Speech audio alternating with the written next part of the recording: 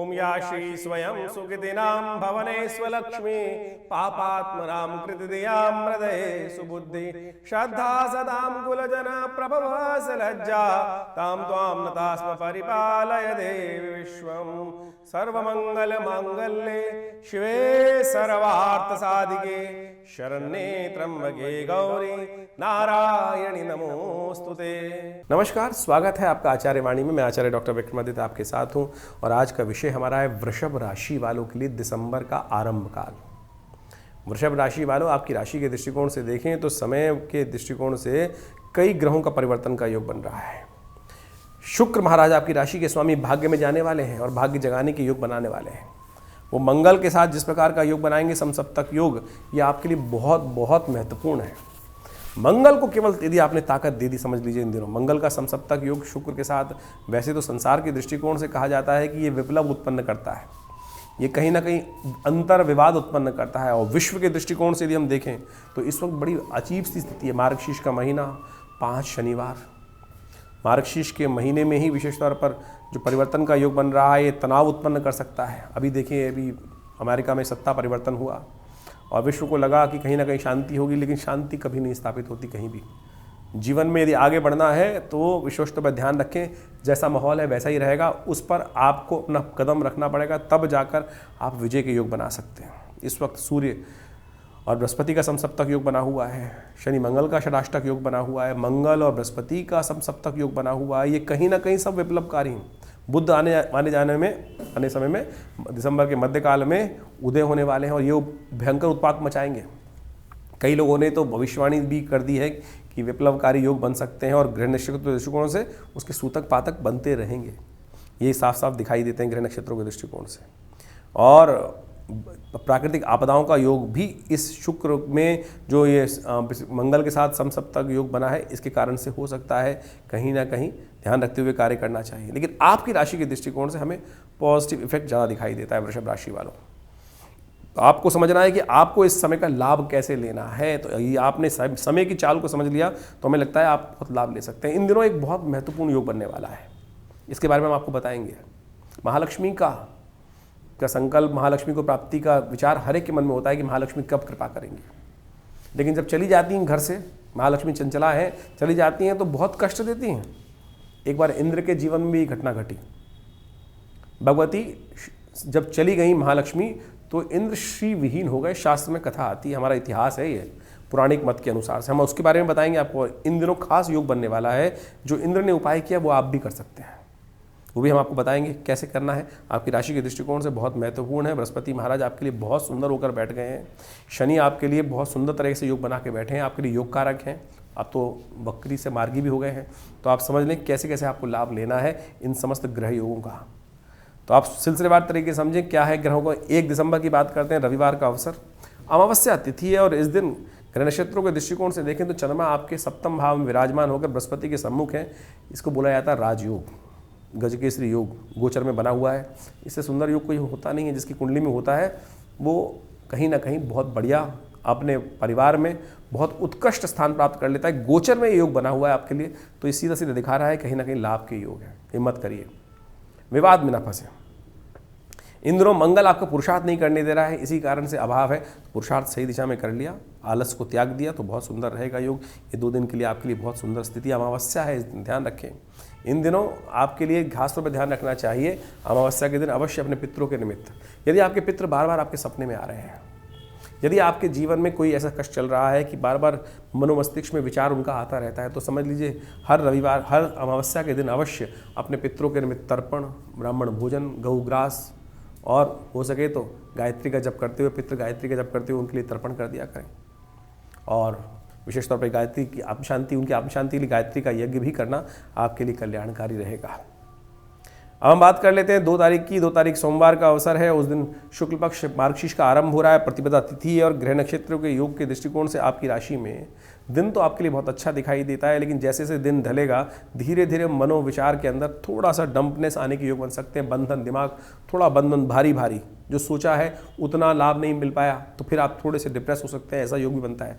सुबह बहुत अच्छी है, इसलिए देर मत करें, थोड़ा विश्वास आए काम करने का प्रयास करें। शाम के समय स्वास्थ्य पर थोड़ा भारी समय रहेगा तो अच्छा है। सोमवार का अवसर है कि भगवान विशेष तौर पर महामृत्युंजय का, भगवान शंकर का ध्यान करते हुए महामृत्युंजय मंत्र का जप करें, दूध का दान करें, हो सके तो थोड़ा सा चावल इत्यादि का दान कर दें, अच्छा रहेगा। एक विशेष परिवर्तन का योग है जो आपके लिए राजयोग का निर्माण एक और करने जा रहा है। शुक्र आपके 12वें भाव में प्रवेश कर रहे हैं। शुक्र आपके साथ विशेष तौर पर आपके भाग्य में प्रवेश करते दिखाई दे रहे हैं और ये भाग्य में जाते हुए शुक्र एक और परिवर्तन का योग बन रहा है। विशेष तौर पर समझ लें 2 तारीख को शुक्र जो है वो मकर राशि में प्रवेश कर रहे हैं, यानी आपकी राशि के दृष्टिकोण से हम बात करें वृषभ राशि के दृष्टिकोण से तो 10वें भाव में भाग्य में जाकर शुक्र का बैठना बहुत आपकी लग्नेश है, भाग्य जगाने के रास्ते बनाने वाले मंगल के साथ, जिनके बारे में हमने कहा था आपको, बहुत सुंदर योग बन रहा है। इसका पूर्ण लाभ आपको लेने का प्रयास करना चाहिए। मंगल को थोड़ा ताकत दें, हो सके तो गौ सेवा नित्यपति करें, देखिए लाभ के योग बनेंगे नित्यपति। विश्व के दृष्टिकोण से मंगल का ये शनि के साथ, शुक्र के साथ जो संबंध बन रहा है, साथ में शनि मंगल का षडाष्टक योग बन रहा है, ये ठीक नहीं है, वो अशांति को और बढ़ाएगा। ऐसे में आपके भाग्य को जगाने के लिए ये योग बना है, ये बहुत अच्छा है। एक बात और ध्यान रखें, ग्रह नक्षत्रों के दृष्टिकोण से 3 तारीख के लिए मंगलवार का अवसर है और साथ साथ द्वितीया तिथि है। ग्रह नक्षत्रों के दृष्टिकोण से आपके लिए समय थोड़ा सा बंधन युक्त दिखाई देता है, थोड़ा सा विचार जो है वो लेट, ट्यूबलाइट की तरह काम करते दिखाई देंगे। थोड़ा विचार करेंगे तो लेट आएगा विचार, क्योंकि बृहस्पति भी इन दिनों वक्री चल रहा है। तो कोशिश ये करें थोड़ा सा केसर का सेवन करें, हल्दी का टीका लगाएं, ये आपके लिए बहुत अच्छा रहेगा। एक बात और ध्यान रखें, 2 और 3 तारीख को जो नक्षत्र हैं वो हैं ज्येष्ठा और मूल नक्षत्र। इन नक्षत्रों में जो जन्म लेते हैं वो मूल शांति उनको अवश्य करानी चाहिए, गणमूल के अंतर्गत माने जाते हैं और ये व्यक्ति कहा जाता है कि स्वयं के लिए और परिवार के लिए बहुत भारी होते हैं। यदि आपने का भी जन्म, आपके जन्म के समय में ये नक्षत्र थे और आपने मूल शांति नहीं कराई है तो अवश्य करानी चाहिए। 4 तारीख बुधवार का अवसर, तृतीया तिथि है और इस दिन जो ग्रह नक्षत्र आपके लिए बने हुए हैं, ग्रह योग जो बना रहे हैं, वो अभी भी थोड़े से आपको आगे बढ़ने से रोकते दिखाई दे रहे हैं। थोड़ा सा गणेश की कृपा चाहिए रिद्धि सिद्धि के लिए, थोड़ा सा अपने इंजन को स्टार्ट ठीक से करना है। उसके लिए रिद्धि सिद्धि के सूत्र को समझें। श्री गणेशाय नमः, ओम गंगणाधिपतये नमः, गणेश जी का स्तवन करें, वो आपको सही दिशा देंगे, बुद्धि को ठीक रास्ते पे डालेंगे। अभी बुद्धि का बल थोड़ा कमज़ोर दिखाई देता है तो उसके लिए अच्छा है कि पीली चीज़ों का दान करें, पीले पुष्प गणेश जी को अर्पित करें। 5 तारीख की बात करें तो उस दिन बृहस्पतिवार का अवसर, चतुर्थी तिथि विद्यमान है और इस दिन ग्रह नक्षत्रों ने परिवर्तन का योग बनाया है रात्रि में, और जो परिवर्तन आपके लिए भाग्य में जाकर चंद्रमा विराजमान हो गए हैं शुक्र के साथ और उन पर बृहस्पति की दृष्टि जो पड़ गई है, ये आपके लिए आपका ग्राफ अच्छा करते दिखाई दे रहे हैं। यानी मशीन बिल्कुल ठीक है, तो इसलिए यदि आपने मेहनत करी तो ऐसा दिखाई देता है कि आप जिन तिलों में तेल नहीं उनमें भी तेल निकालने का रास्ता बना सकते हो इन 2-3 दिनों में। तो इसलिए मेहनत से भागना मत। भद्रा का योग है दोपहर तक, करीब 12:49 तक, तब तक नए कार्य ना करें, उसके बाद नए कार्यों में हाथ डालेंगे तो लाभ बनने के योग बन सकते हैं। इन दिनों बृहस्पति वक्री चल रहे हैं तो ध्यान रखना है, थोड़ी सी गुरुजन की सेवा, गुरुजन का आशीर्वाद लेकर कार्य करें। सही उपयुक्त सलाह सही समय पर मिल जाए तो हमें दिखता है वारे न्यारे आपके हो सकते हैं। 6 तारीख का दिन शुक्रवार का अवसर, पंचमी तिथि है और ये वो अद्भुत तिथि है जिसके बारे में हमने आपको बताया था। ये है विशेष तौर पर श्री पंचमी। शायद लोग इस बारे में भूल चुके हैं, आज पता ही नहीं, लोग ध्यान ही नहीं करते हैं। बड़ा महत्वपूर्ण तिथि है। कहा जाता है कि देवताओं ने के साथ भी बड़ा अद्भुत घटना घटी। इस संसार में देवता वो भी श्रीविहीन हो गए थे, लक्ष्मी जिनके पास से बिल्कुल गायब हो गई थी। तो उनमें जीवन में भी, जैसे हमारे पास से जब धन समाप्त हो जाता है, कम दिक्कत आ जाती है, अभाव हो जाता है, तो हम भी बड़े परेशान हो जाते हैं। क्योंकि इस संसार में लक्ष्मी के बाद यदि कोई चीज़ है तो कहा जाता है कि विशेष तौर पे सत्ता के बाद कुछ है तो लक्ष्मी ही है, जिसमें खास तौर पे इस धन से, शास्त्र में कहा गया है धनात् धर्म तथा सुखम, धन के द्वारा ही समस्त कार्य होते हैं। धन से ही समस्त जीवन चल सकता है, बिना धन के तो कोई जीवन चलता ही नहीं है। तो इस धन से ही सब कुछ चलता है और धन ही खत्म हो जाए तो ऐसी घटना घटी, शास्त्र में प्रमाण है इसका। तो उसको ठीक करने का रास्ता भी शास्त्र में बताया गया है, वो हमारी इतिहास है, उसको हम आपको बताएंगे। लेकिन ग्रह नक्षत्रों के दृष्टिकोण से जो ग्रह योग चल रहे हैं इस वक्त आपके लिए, हमें अच्छे गजकेसरी योग निर्माण है, चिंता ना करो। आपके लिए बस थोड़ा मंगल कमज़ोर है, उसको ताकत देने की ज़रूरत है। महालक्ष्मी, इस दिन राम जी का विवाह जानकी जी के साथ भी हुआ था, बहुत सुंदर तिथि है। कैसे घटना घटी थी वो भी समझ लें, क्योंकि घटना जब तक समझ में नहीं आएगी ना तो उपाय कर नहीं पाओगे आप। तो उपाय किस प्रकार से करना है, कैसे करना है, ये जो हमारे शास्त्र हैं उसको आपको समझाते हैं। तो उसके लिए हम एक कथा का सार यहाँ उपस्थित कर रहे हैं। तो श्री पंचमी की अद्भुत कथा है, और इस बात तो श्री पंचमी बहुत सुंदर शुक्रवार के दिन पड़ रही है। श्री पंचमी मार्गशीर्ष मास के शुक्ल पक्ष की पंचमी को पड़ने वाली जो तिथि होती है उसको पंचमी कहा जाता है, श्री पंचमी कहा जाता है। और श्री पंचमी महालक्ष्मी को प्रसन्न करने का अद्भुत दिवस है। कहा जाता है कि इस संसार में महालक्ष्मी की आवश्यकता किसको नहीं है। और एक बार बड़ी विचित्र विडंबना भी है, जब महालक्ष्मी आ जाती हैं तो धीरे धीरे संसार के अंदर उस जिस घर में आ जाती हैं धीरे धीरे कुछ समय बाद उनकी उपेक्षा भी शुरू हो जाती है। लोग ऐसे हो जाते हैं मदमस्त कि उनको फिर महालक्ष्मी की, पहले जब महालक्ष्मी खाली होती है जेब तब तो लगता है कि महालक्ष्मी कृपा नहीं कर रही, लक्ष्मी है नहीं, पैसा नहीं है, पैसा नहीं है। और जब पैसा आ जाता है तो क्या होता है कि धर्मयुक्त कार्य भी बहुत सारे होने बंद हो जाते हैं। जो धर्मयुक्त कार्य कर पाए तो बहुत अच्छा है, सोचे अधर्म के कार्य शुरू हो जाते हैं और लोग उदासीन हो जाते हैं। जिस प्रकार से महालक्ष्मी के अभाव, जब बहुत ज़्यादा प्रचुर मात्रा में महालक्ष्मी आ जाती हैं, अच्छी मात्रा में आ जाती हैं, आप सोचें जिसके पास 10 रुपये नहीं तो उसके बाद 10 रुपये आ जाएं तो फिर वो जब लगातार आने शुरू हो जाए, सोर्स आ जाए, तो फिर उसको लगता है कि भाई इतने तो आ ही रहे हैं, इतने आए। जब किसी को लाखों करोड़ों रुपये आ जाते हैं तो धीरे धीरे क्या होती है, धन के प्रति उपेक्षा शुरू हो जाती है। ये मानव फितरत है। ऐसा ही हुआ भारतीय संस्कृति में कथा विद्यमान है सनातन के अंदर कि एक बार जब संसार में अंदर प्रचुर मात्रा में महालक्ष्मी संसार में अपनी कृपा बरसा रही थी, देवताओं पर स्वर्ग में भी भगवती महालक्ष्मी का संसार में अद्भुत प्रभाव था। ऐसे में कहा जाता है कि महालक्ष्मी किसी कारण से उदास, जो संसार की उपेक्षा देखकर उपेक्षा होने लगी महालक्ष्मी का, लोग दुराचार गलत कार्यों में फंसने लगे, व्यभिचार करने लगे, गलत करने लगे। भगवती ने देखा कि बड़ी उपेक्षा हो रही है, धन से सुंदर कार्य हो नहीं रहे हैं। तो कहा जाता है महालक्ष्मी स्वर्ग को त्याग कर, इस संसार से हटकर श्री सागर, जो सागर के अंदर कहा जाता है प्रवेश कर गई। महालक्ष्मी की कथा मिलती है क्योंकि क्षीर सागर जो विशेष सागर का मंथन हुआ, सागर मंथन, उसमें से महालक्ष्मी निकली थी। कैसे प्रवेश किया उन्होंने स्वयं प्रवेश किया संसार से उदासीन होने के बाद। संसार से उदासीन हो गई कि बिल्कुल आज धन का इतना दुरुपयोग लोग कर रहे हैं। और कहा जाता है कि जब संसार से महालक्ष्मी चली गई, समुद्र में प्रवेश कर गई, तो संसार जो था श्री विहीन हो गया, स्वर्ग भी श्री विहीन हो गया, देवता भी त्रस्त हो गए कि अब पैसा महालक्ष्मी कृपा नहीं है। श्री केवल लक्ष्मी नहीं है, श्री ऐश्वर्य भी है, श्री कीर्ति भी है, श्री शांति भी है। महालक्ष्मी जो है वो शांति का भी स्वरूप है, अन्न का भी स्वरूप है, समृद्धि का भी स्वरूप है, मन की शांति का भी स्वरूप है। कई प्रकार से वो जब श्री भगवती जाके समुद्र में प्रवेश कर गई तो सब बड़े त्रस्त हुए, परेशान हुए।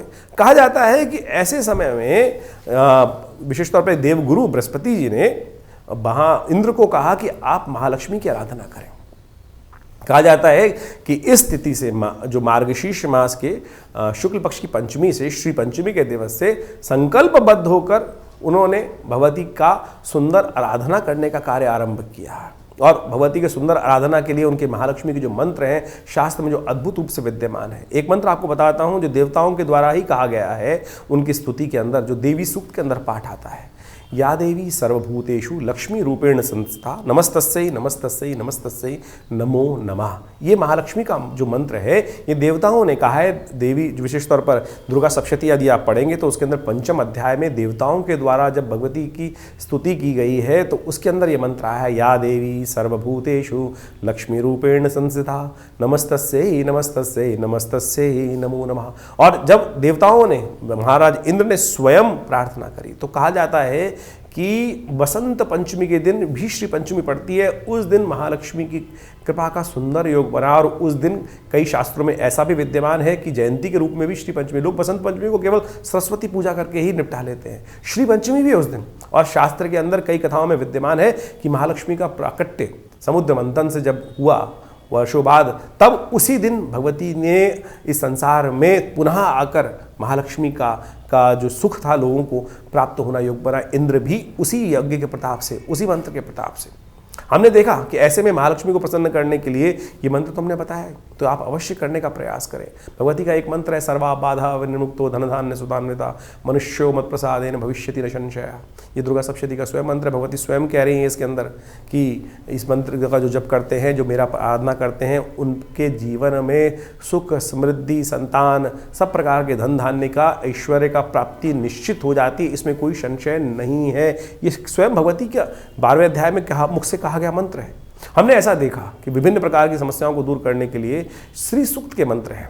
और यदि आप इस शुभ योग से महालक्ष्मी के इस जो हमने बताया श्री पंचमी का योग जो है, इससे भगवती महालक्ष्मी की आराधना के समय श्री सूक्त का पाठ करते हैं तो अद्भुत मानिए, सत्य मानिए कि भगवती महालक्ष्मी कृपा प्राप्ति के अद्भुत योग बन जाएंगे। या तो घी से, चंदन चूरे से, या खास तौर पर विभिन्न सामग्रियों से जो भगवती महालक्ष्मी की सामग्री, मखाने इत्यादि से, कमल के पुष्पों से, कमल गट्टों से, इन सब सामग्रियों का निर्माण कर गूगल इत्यादि को मिलाकर अष्टगंध इत्यादि, अगर तगर, नागर, मोथा, बाल, छड़छाड़, छबीला इत्यादि सामग्री से युक्त सामग्री से विशेष तौर पर भगवती महालक्ष्मी का यदि यज्ञ किया जाए, जो हमारे यहाँ आरंभ कर रहे हैं हम पूरी तरह से इसी दिन से बड़े अनुष्ठान के रूप में, आप भी इसमें सम्मिलित हो सकते हैं। उसमें श्री सूक्त का विशेष पाठ रहेगा जो महालक्ष्मी की अद्भुत प्रार्थना है, जो महर्षि भृगु के द्वारा बनाए गए हैं। वो मंत्र इस प्रकार से हैं, मैं कुछ मंत्र आपको सुनाता हूँ। ओम हिरण्यवर्णाम हरणीम सुवर्ण रजत्स्रजाम चंद्राम हिरण्यमयीं लक्ष्मीं जातवेदो मावह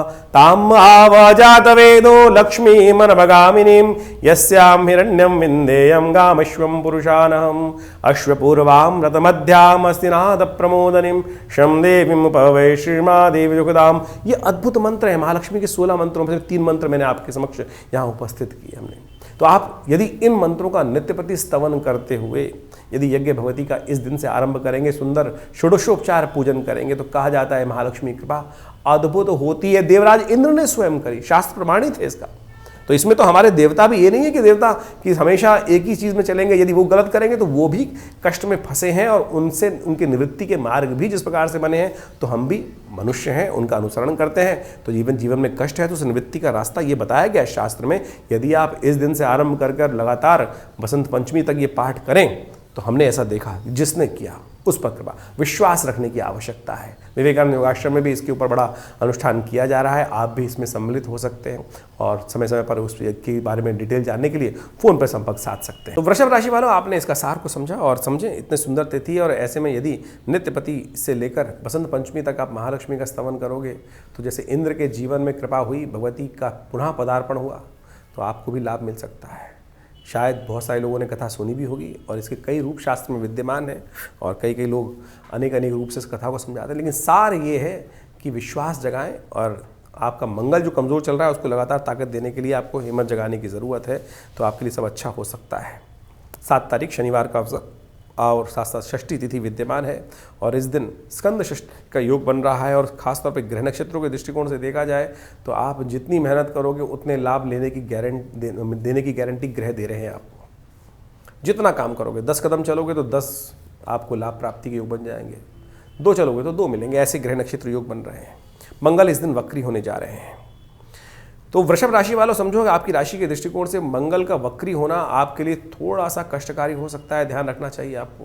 मंगल का वक्री होना थोड़ा सा आपके लिए आपके कार्यों में विघ्न उपस्थित कर सकता है। पराक्रम में सीधी जगह उल्टी चाल चल सकता है। मंगल वक्री होने जा रहा है तो आपको मंगल को ताकत देने की बहुत ज़रूरत है। इस वक्त आपके लिए अच्छा रहेगा कि मंगलवार के मंगलवार, जब तक मंगल वक्री चल रहा है और शनि ईशा षष्टक योग बना रखा है इसने, हनुमान जी के मंदिर में जाकर पीपल के पत्तों की माला और हनुमान जी का पाठ, मनोजवम मारुतुल्लवेकम जितेन्द्रियम बुद्धिमतां वरिष्ठम वातात्मजं वानरयूथ मुख्यम श्रीरामदूतम शरणं प्रपद्ये।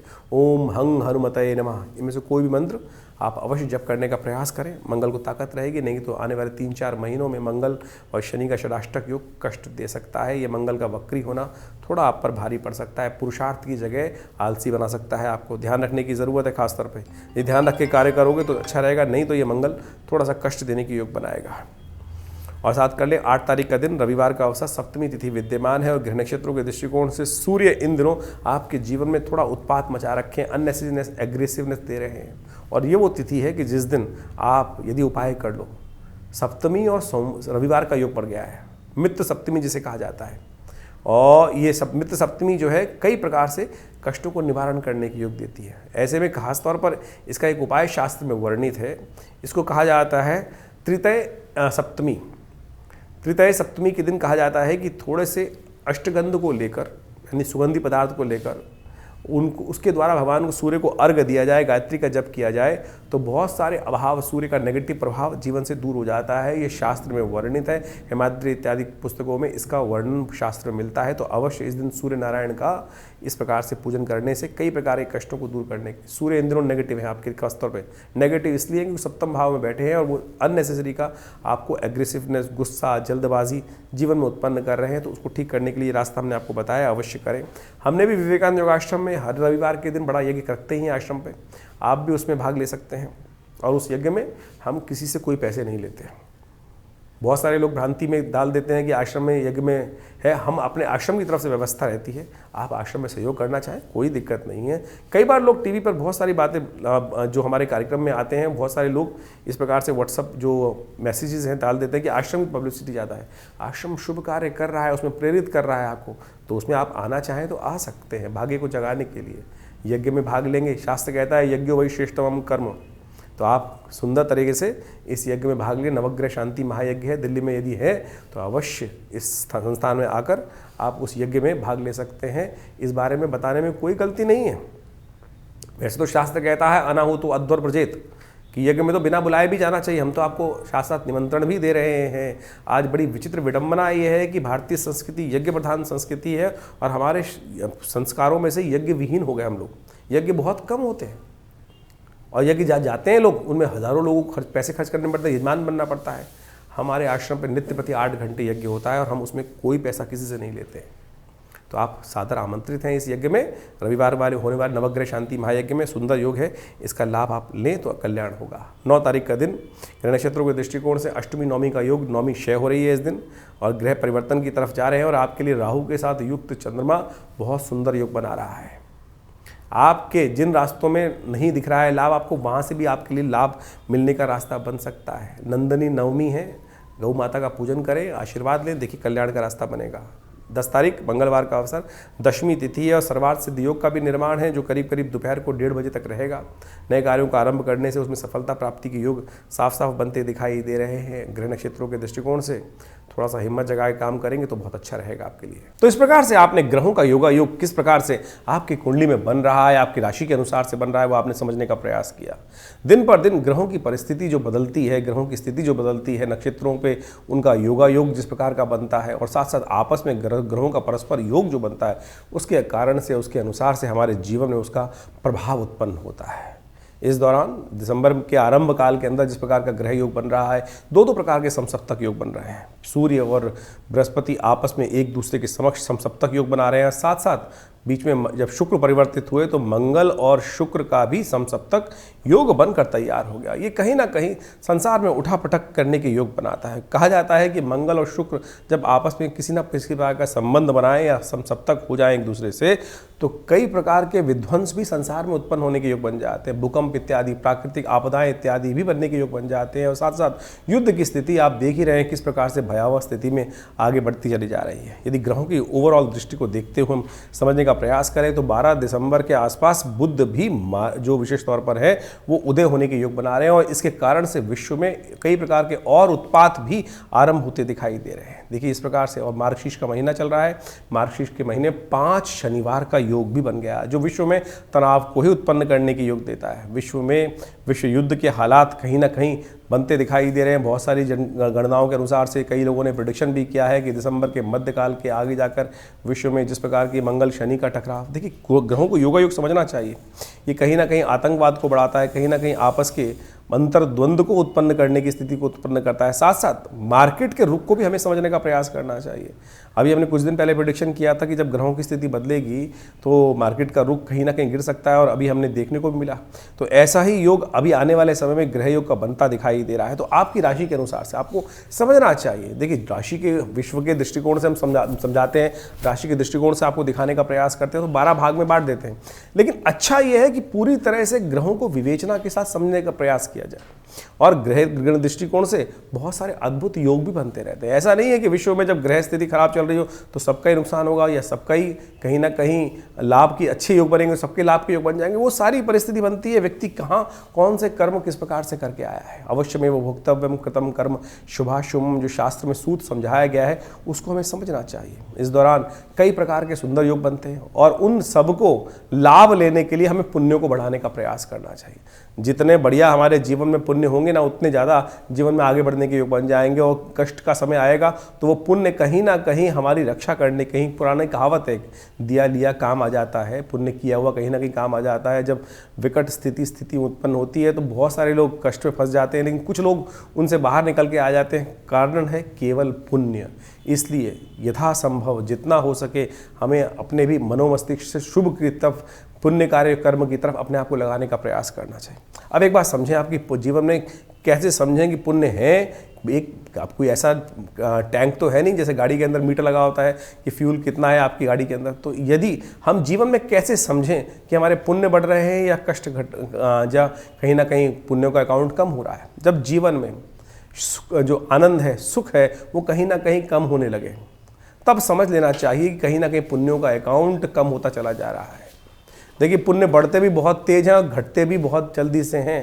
तो इस बात का ध्यान रखना चाहिए। हमें एक छोटी एक चींटी को भी मारा तो उसका भी कहीं ना कहीं जो पाप कृत्य है वो आपके अकाउंट में ऐड हो जाता है। तो वो प्रकृति है, कहीं भी छोटी सी छोटी घटना, बड़ी सी बड़ी घटना को कहीं किसी के साथ कोई राग द्वेष नहीं रखती, बैलेंस होकर चलती है। तो इसलिए कोशिश करें, जब मन में शुभ करने का आया तो तत्काल ही कर देना चाहिए शुभ कार्य। कई बुरा करने का सोच रहे हैं तो उस पर विचार करने का प्रयास करना चाहिए। तो इसलिए हमारी भारतीय संस्कृति में जितने उत्सव समय समय पर, मंगलवार, सोमवार, शनिवार, रविवार, ये सब उपाय, उसके बाद हर तिथि से लेकर अमावस्या, पूर्णिमा, अष्टमी, नवमी, चतुर्दशी, प्रतिपदा, पंचमी, ये सब प्रकार के योग जो आते हैं ना, वो सब पुण्यों को कहीं ना कहीं कथा के साथ उन पुण्यों को जगाने का रास्ता हमारे शास्त्रों में बताया गया। जैसे हमने आज के इस कार्यक्रम के अंदर आपको बताया कि श्री पंचमी का सुंदर योग बन रहा है। श्री पंचमी विशेष तौर पर भगवती महालक्ष्मी को प्रसन्न करने के लिए योग बनती है।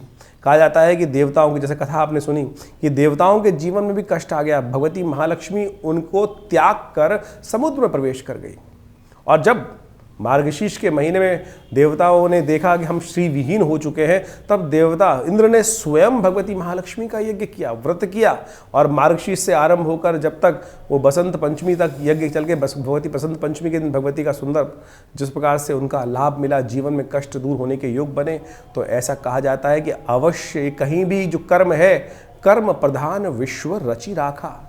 चाहे देवता है, चाहे पुण्य है, चाहे कोई भी कर्म प्रधान है। इसलिए कष्टों को निवृत्त करने के लिए, कष्ट से दुखी होने की जरूरत नहीं है, कष्ट से निवृत्ति के लिए शुभ कर्म करने की जरूरत है। चाहे वो प्रैक्टिकल कर लीजिए, जैसे आप मेहनत करते हैं, या वो परमात्मा की आराधना कर लीजिए, मंत्र जप कर लीजिए, या विभिन्न उपाय जो लोग अंगूठी पहनते हैं, कई प्रकार की और चीज़ भी बताते हैं, वो सब कहीं ना कहीं उपाय है, लेकिन सत्य होना चाहिए, सही रूप में होना चाहिए।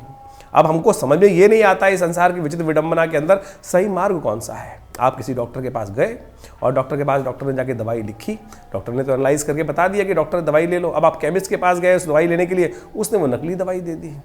तो वो नकली दवाई जो है वो काम तो करेगी नहीं, तो बीमारी ठीक होगी कैसे।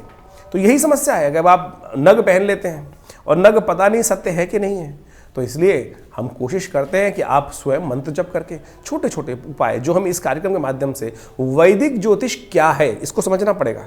ज्योतिष की कई शास्त्र शाखाएं हैं। हम टोटकों में फंस गए, आजकल छोटे छोटे टोटकों में लग जाते हैं। कोई कुछ, आज की सोशल मीडिया का ज़माना है, सबके सब महाविद्वान बुद्धिजीवी इकट्ठे हो गए हैं और आपके सोशल मीडिया पे बैठकर ऐसी ऐसी भ्रांतियां लोगों के मनोमस्तिष्क में उत्पन्न कर देते हैं। अभी कुछ दिन पहले एक आरती के संबंध में ऐसी भ्रांति उत्पन्न करने का प्रयास किया कि देवताओं की जो हम आरती करते हैं, महालक्ष्मी की आरती नहीं करनी चाहिए। अरे भैया, आरती आरंभ है पूजा का, आरती स्वागत है महालक्ष्मी का।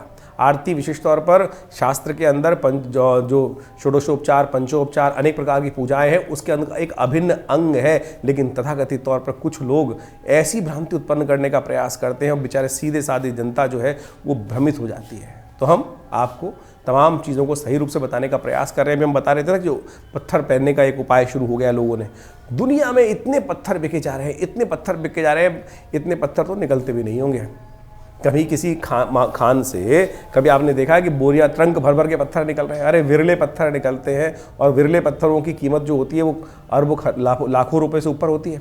और आज पन्ने के नाम पे, मोती के नाम पे, हीरे के नाम पर और माणिक्यों के नाम पर, जिस प्रकार से एक पुखराज इत्यादि के नाम पर धंधा शुरू हो गया है, मैं शब्द का उच्चारण कर रहा हूँ, बहुत दुखद है। तो आप कोशिश ये करें, उसके जो सरल उपाय हैं वो करने का प्रयास कीजिए। सत्य है, बिल्कुल मेहनत से जितना किए करोगे, जो इस कार्यक्रम के माध्यम से हमने आपको जोड़ने का प्रयास किया है, उनको करने का प्रयास करिए। इंद्र ने भी तो किया महालक्ष्मी को प्रसन्न करने के लिए। उसने कब हीरा पहन लिया, उसने कब कुछ और उपाय किया, उसने व्रत किया, शास्त्र में देवी पुराण के अंदर इसका पूरा आख्यान उपस्थित है।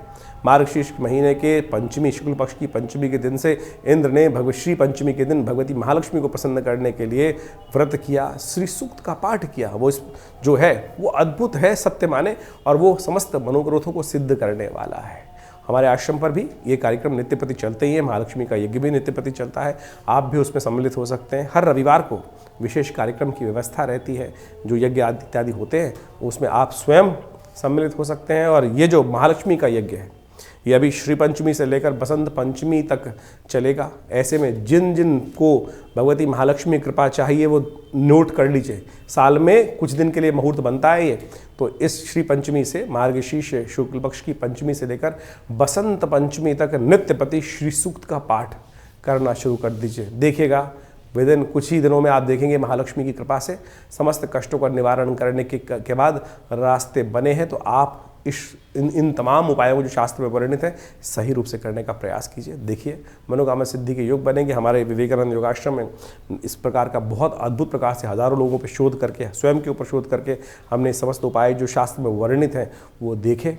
कृपा होती है, कष्ट दूर होते हैं, तो इन सबको करने का आप प्रयास करना चाहिए। जो भी आपके मन में प्रश्न चल रहे हो चिंता ना करें, हमने इस कार्यक्रम के माध्यम से बहुत सारी व्यवस्थाएं करी हैं। वैसे तो रविवार को हम स्वयं मिलते हैं विवेकानंद योगाश्रम दिल्ली में, खुद जमुना पार में जो आश्रम है विवेकानंद योगाश्रम में, यज्ञ के बाद हम बैठते हैं वहीं पर। आप जो भी प्रश्न करेंगे उनके निदान अवश्य, जो मन में जो प्रश्न चल रहे हैं उनको निदान आप बिल्कुल निःशुल्क प्राप्त कर सकते हैं, बिल्कुल निःशुल्क। रविवार के दिन एक व्यवस्था है, लेकिन उसके बाद यदि चाहते हैं तो फिर अपॉइंटमेंट्स होती हैं, वो अपॉइंटमेंट लेकर आप मिल सकते हैं। एक और भ्रांति लोगों में चल रही है, बहुत सारे लोगों को हमारे पास कई बार फ़ोन आता है कि किसी व्यक्ति से उनकी बात हुई और उसने मेरे नाम से, हमारे नाम से आपसे बात करने का प्रयास किया, या किसी प्रकार का कोई शुल्क, हमारी अपॉइंटमेंट फ़ीस जरूर होती है, वो आप अपॉइंटमेंट फ़ीस हमारे जो नंबर्स आपके सामने स्क्रीन पे चल रहे हैं उन्हीं पर बात करके ले सकते हैं। लेकिन इसके अलावा यदि कोई हमसे, हमारे नाम से आपसे बात कर रहा है तो हम उसकी जिम्मेदारी नहीं ले सकते हैं। तो इसलिए इतना आपको ध्यान रखना पड़ेगा। बहुत सारे लोग आज समाज में हैं जो कई प्रकार से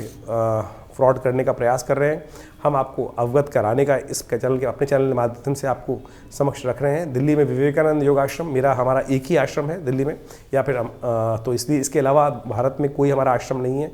बहुत सारे लोग हमारे अलग अलग नाम से, बहुत सा कई बार हमारे को सपना आते हैं मैसेजेस कि हमने यहाँ पर वहाँ पर कई प्रकार से जगहों पे, लेकिन हमारा कहीं कोई और आश्रम नहीं है। दिल्ली में ही विवेकानंद योगाश्रम है जमुना पार में। आप किसी भी समस्या का निदान चाहें तो आश्रम पर आकर स्वयं मिल सकते हैं। और हमारे आश्रम की तरफ से कोई शुल्क किसी प्रकार का, हाँ कंसल्टेंसी शुल्क जरूर होता है, क्योंकि जन्मपत्री इत्यादि जो दिखनी है उसका शुल्क आश्रम की तरफ से रखा गया है। वो आप इन फ़ोन नंबर्स पे मांग कर आप व्यवस्था समझ सकते हैं। और सादर विभिन्न कार्यक्रमों में आश्रम में आप आमंत्रित हैं। आइए विवेकानंद योगाश्रम में यज्ञ में भाग लें, माँ भगवती का सुंदर दर्शन करें। एक बहुत बड़ा हॉस्पिटल है योग प्राकृतिक चिकित्सा आयुर्वेद का जो हम चलाते हैं, 100 बेड का हॉस्पिटल है। बहुत सारे लोग आके उसमें अद्भुत प्रकार से स्वास्थ्य का लाभ भी ले रहे हैं। आप भी जुड़ सकते हैं हमारे साथ। धन्यवाद, नमस्कार।